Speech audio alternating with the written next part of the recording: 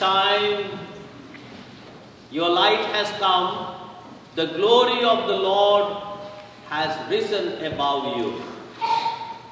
The land will be filled with darkness, the thick darkness, the people.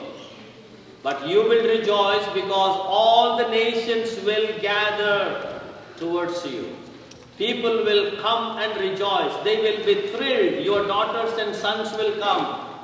And the riches of the seas will be brought to you. The camels from Midian, Ephah and Sheba will bring frankincense and gold. And that is what is going to happen to Jerusalem, the place all the nations will see that the real dawn, light will arise on the people of Israel. Today we are celebrating Epiphany, dear friends. This is a great feast of revelation, not only to the Jewish people, it's a revelation to the whole nations, whole humanity. You know, God is not the monopoly of the Jewish people, but God is for all. And the revelation today's feast tells that everyone is welcome to enjoy the presence of God that is manifested through the star. And the star is God Himself in the person of Christ. Now when we look at this particular solemnity, we know that these three kings by name Melchior, Balthasar and Gaspar, making a long journey from far east, coming to Jerusalem, signaling an opening. And what is that opening? This opening is that science and reason, which provokes human mind for inquiry, investigation, research and finding new things. We know that science has brought into the society such a lot of things, and there are many more things are going to come. But one thing is certain, that these wise men who were provoked by this sign in the sky, they were not religious people like the Jewish people. Most probably they had their own kind of religion, but that was not their faith. They looked at the star, and that was a science. They were able to read the signs of the time. They were able to see the stars and read them, and they found because of this star, someone is born, someone extraordinary, unusual, and that is why they start this journey. At this juncture, dear friends, we need to find out the relation between science and faith.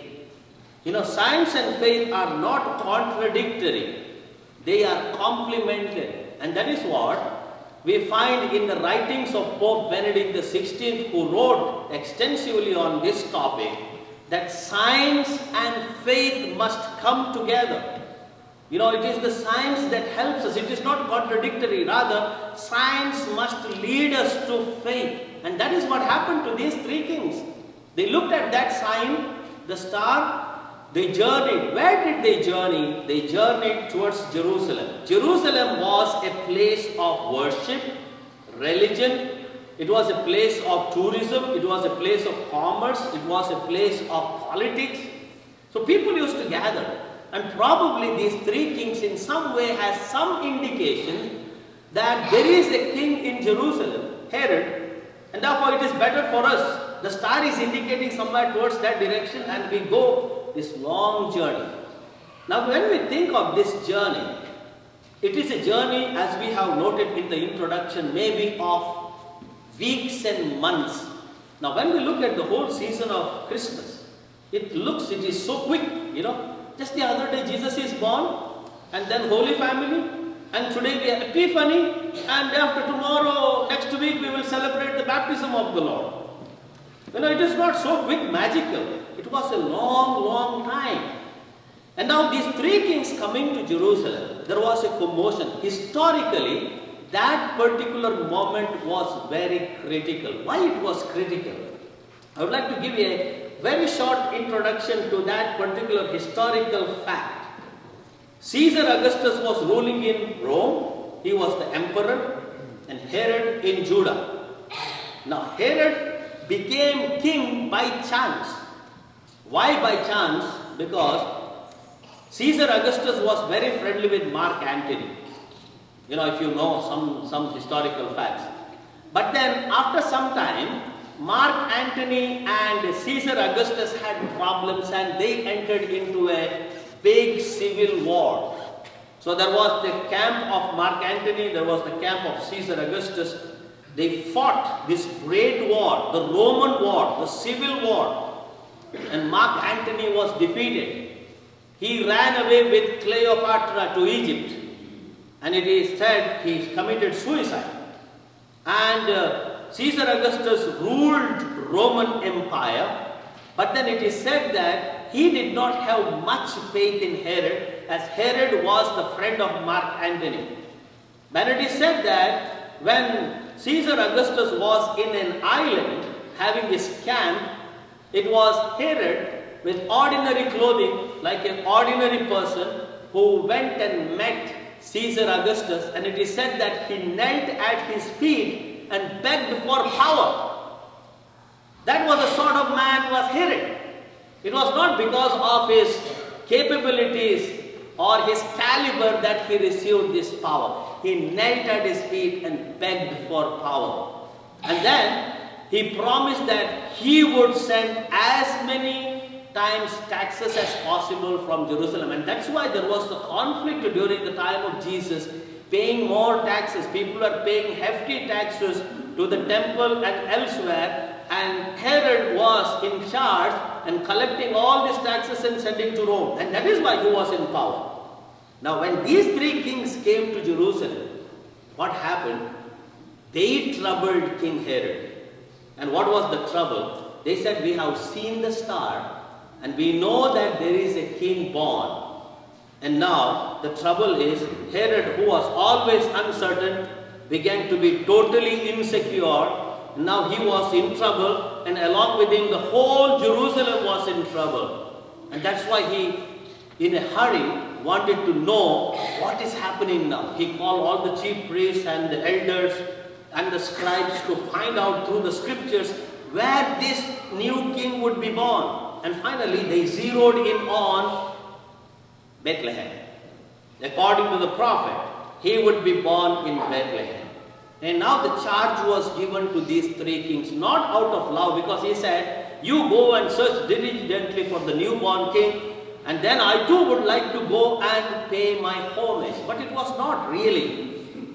This was the king, Herod, who killed his own family members to retain his power. And he sends these three kings in order that they may search and inform him.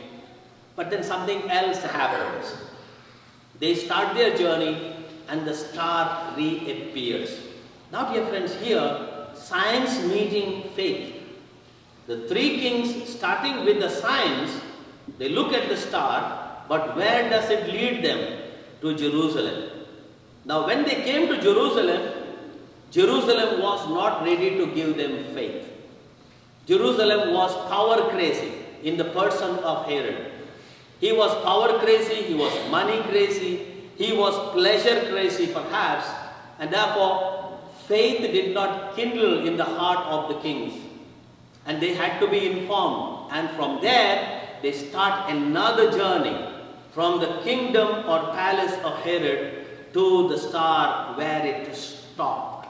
That's why when we think of science and faith, dear friends, no matter what kind of books we read, what kind of philosophies we read, all that must help us to lead to faith.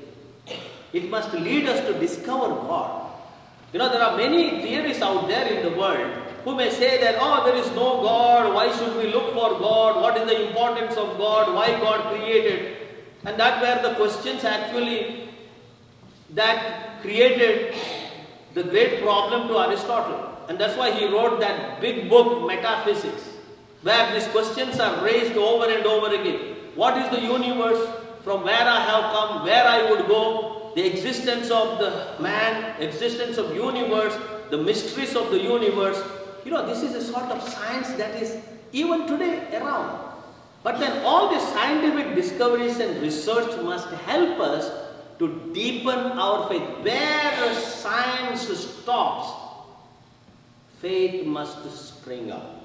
And that is what we see from these three wise men. They were wise men, remember. They found the star, they came to Jerusalem, and now they take a way to Bethlehem. Now, when they come to Bethlehem, what do we notice? They enter the house where Jesus was with his mother. We know that on the birthday of Jesus, 25th December, we said that Jesus was born in a stable on manger. Now, how come they entered the house? The question is this. Probably Joseph relocated himself and Mary and the child Jesus to another house, maybe a rented house or their own house. And that's why the kings entering the house, not the stable or not in the place where there was the manger. They entered the house.